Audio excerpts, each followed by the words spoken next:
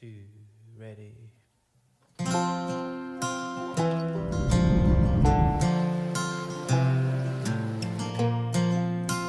My life's been kind of nuts the last week.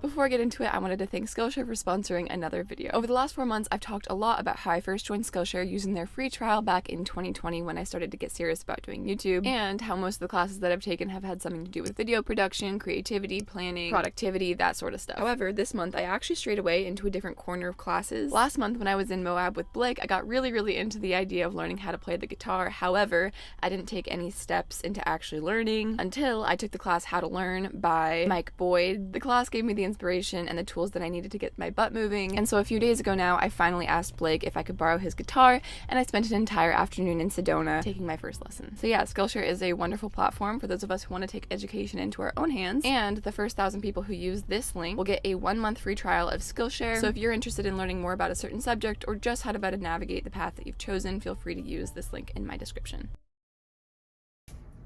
Greetings. So I'm currently in Sedona.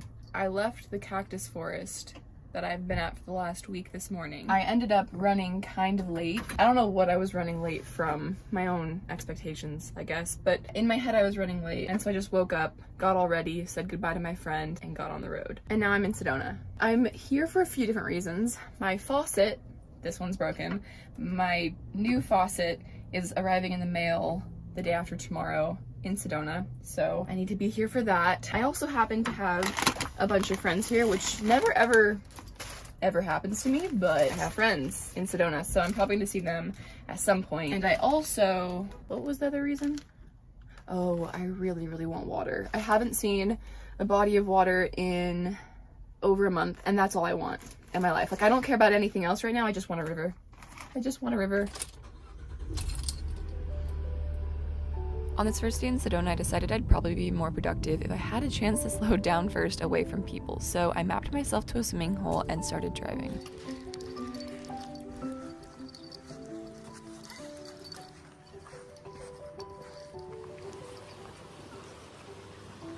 I am mucho major lost right now.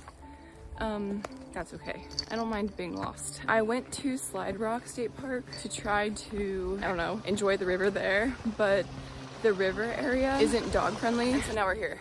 And honestly, this is way less crowded anyway, so I'm pleasantly surprised.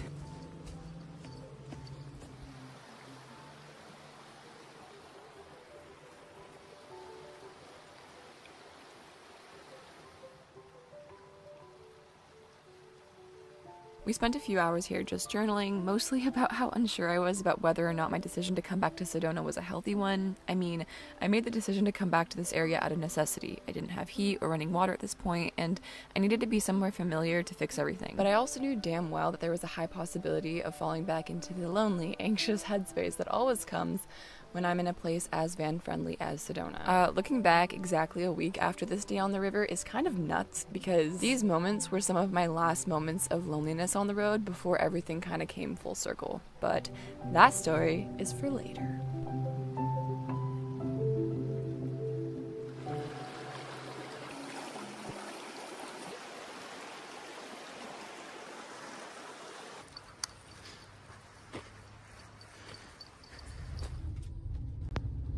This evening I ran around doing chores. I drove into the nearby town of Cottonwood to take a sorta hot shower at the Planet Fitness. I ran to the Safeway next door to get some groceries. I filled both my gas and my diesel tanks to the brim, and by the time that all of that was done, I found myself driving in pitch black, arriving back at the Forest Service road I called home for over a month last year.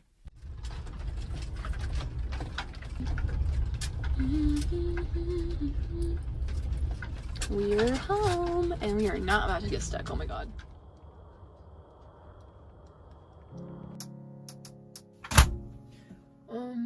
I think I'm just gonna make oatmeal because that's the easiest thing to do right now.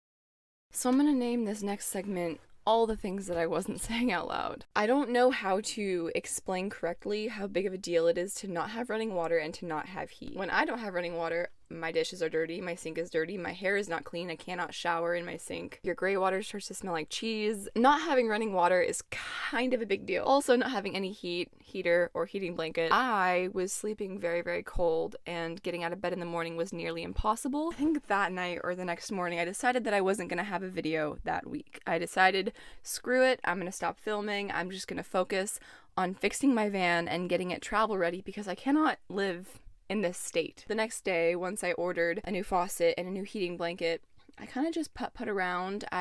Maddie was in the area, so I got to see Maddie. That was really, really nice. Overall, I was just trying my best to not freak out. And then I ended up around sunset back on Forest Service Road 525. And that is when the thing that I gave up on finally happened.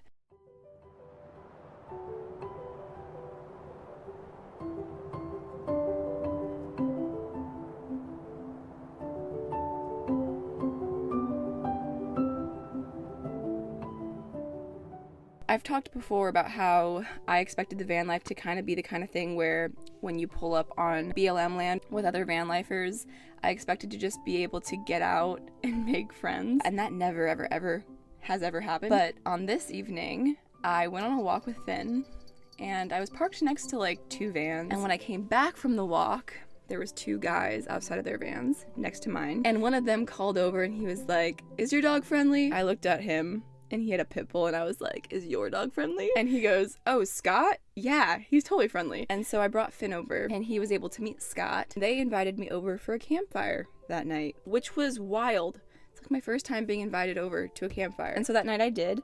I went to the campfire, and it was the 2 of them, myself, and then a couple named Nate and Nikki. It was a blast. It was honestly a blast. Over the next 4 days, the group expanded. My friends Blake and Joe, who I've put in videos before, they joined, as well as a guy named Brandon. He just showed up with Go-Gurts as a peace offering. Before I knew it, I was having the van life experience that I always thought that I was going to have.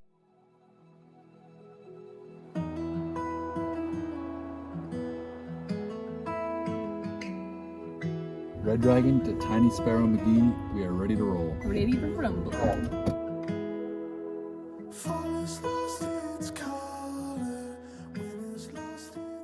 For so long, I pictured what it would be like to have a week like this, to go on adventures to old ruins, to turn strangers into friends with the help of nightly campfires. In total, I was with this crew for a week, and it was by far the most full-circle experience of my van life so far. Before this week, I saw Sedona as the home to some of my loneliest moments on the road, but now, it's quite the opposite.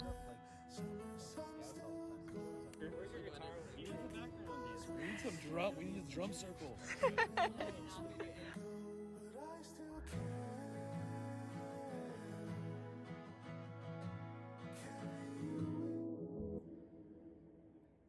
So I had decided in the beginning of the week to take the week off to fix the van, but instead I took the week off of YouTube to be able to cultivate new friendships, which meant that by the end of my time in Sedona, I still had not fixed my faucet, I still had not fixed my heater or my heating blanket. The second to last day that I was in Sedona, Thomas, Scott's dad, he offered to take a look at my heater to see if we could figure out what was wrong with it. And the guy crawls under the van and diagnoses the problem. My fuel line had fused together, melted again. He was like, "Oh, I can fix that." And I was like, "What?"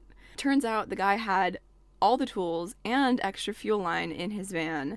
And so the next day we spent 4 hours. He spent 4 hours under my van, not only fixing the fuel line, but also tinkering with everything under there to make it safer. Also, the morning that he left, I'm gonna like cry thinking about this. Also, the morning that he left Sedona, he helped me replace my faucet. I still don't know if he understands how big of a deal it is that he was able to help me with all of this, but Thomas is a decent dude. That's for sure. After 5 days with the crew, I said what I thought was a goodbye for the month. I wandered around Sedona for a day and a half, unsure of my next destination, and not really ready to be totally and completely alone all over again. On my second morning, I got a text that the whole crew was in Quartzsite, and it took me about 30 seconds to decide to drive to meet them. I spent the next 3 days with my small group of friends, and yesterday I finally felt ready to venture off alone again. Well, I didn't go all that far. I was about a half mile from my friends on this evening, but baby steps. Welcome to Quarticle Particle, or as other people call it, Quartzsite. I'm gonna attempt a mellow end to this video. I know that this video has kind of been a heavy one. It's one of the stories that I feel like I had to do for me. Like these are the weeks that I'm gonna wanna remember when I'm 80. I'm gonna wanna look back at the people. I'm gonna wanna look back at the ridiculous memories. Yeah, it was important for me, so I did it. This is actually my first day on my own again, and it's a little bit weird, but I'm keeping myself busy and I'm just enjoying these sunsets, so it ain't too bad, let's just put it that way. Although now I have to make myself dinner for like the first time in a few days, and that is a little bit weird, but let's do that. It's dark in here. I'm in pain. I have a spider bite. I thought that I fractured my elbow or something because it hurt that bad, but then I realized that I never slammed my elbow on anything, and there is a puncture wound. I drew a line around it to make sure that it didn't spread, and it hasn't spread, thankfully, but it still hurts like a mother when I touch it to anything. Anyways, I'm gonna make dinner now. What am I gonna do? Do I even have food? Okay.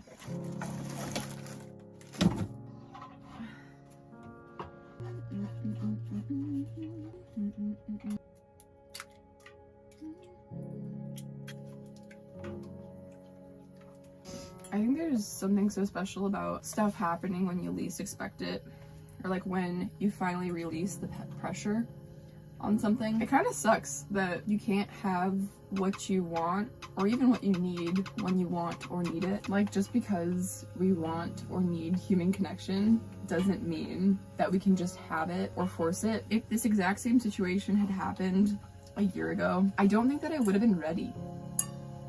And I don't really know how to explain what I mean by that. I just think that, like, I, as a human, I don't think that I would have had the, I want to say confidence. I'm not confident now, but a year ago, I definitely would not have had the self-assurance to be able to, like, hang with a bunch of 32, 35, 39-year-olds. Like, no, that would not have happened. Or I would have been really anxious the whole time.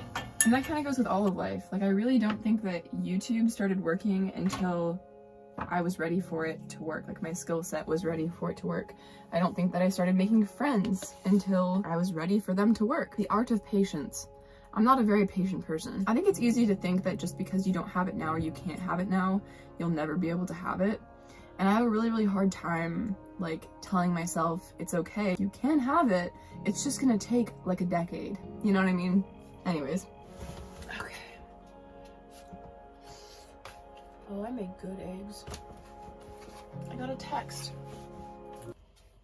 Wow, that's really sad. I got a text from my friends and I'm not with them. What the hell is wrong with me right now? Why am I crying?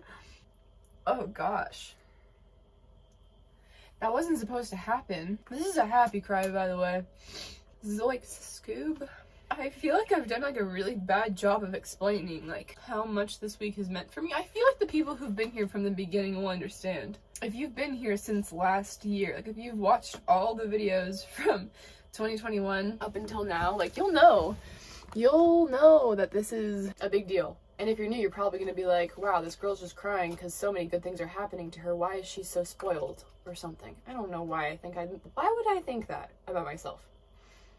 I'm gonna stop now. Anyways, I guess when things go well, they go really well. I've always kind of thought that things, like everything happens for a reason. Like when I was in my first accident when I was 18, I was hit by a car and my Prius flipped over and I wasn't hurt at all. And when I walked away from it, I remember thinking like, that happened for a reason. Like nobody got hurt. Afterwards, I was such a better driver. Like I understood mortality. Like I do see that as a good thing that happened. And I think my faucet and my heater breaking, like If those two things hadn't broken, I would not have come back to Sedona, and I would not have made all those friends. And on top of everything, I wouldn't have had the chance to get to know Thomas better while he was fixing my stuff. I'm so emotionally exhausted. I just need to stop talking. I need to go take care of my gosh dang elbow.